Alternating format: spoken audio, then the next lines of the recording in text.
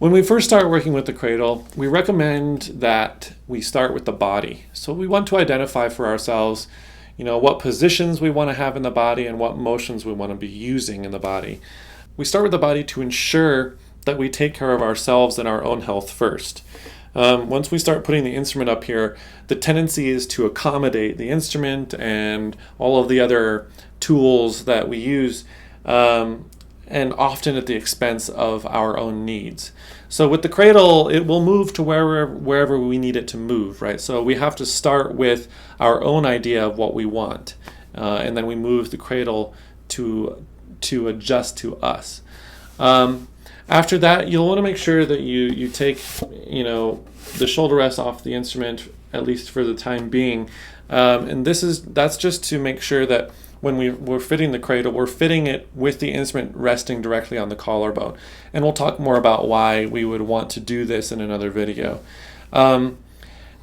Now, the first place we usually start when we help people fit the cradle is we start with the height. So we figure out which of the 4 posts will provide the person with the sensation they're looking for, and help them fill in the gap from the top of the instrument to the jaw, in a way that allows them to just nod from right between the ears down, just a little nod down into the center of the chin plate cup.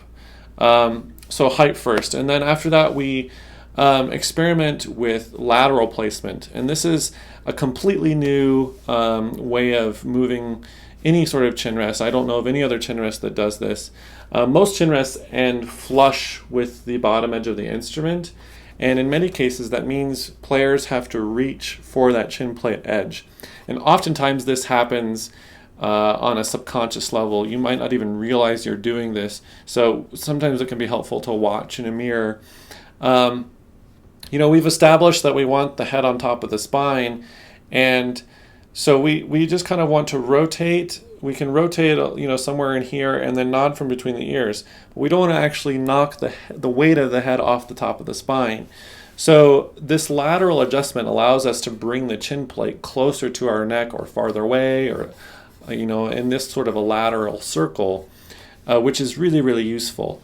So you've got height and then lateral adjustment, and then we recommend after that you can try out all the other ways that the cradle can move and start dialing in what seems to be a good initial fitting. And then we recommend that you always recheck in with what the body is telling you. Make sure that you've kept the alignment that you identified initially, even once the instrument is up into playing position and you've moved the cradle in a position that allows you to keep the body set up the way you want.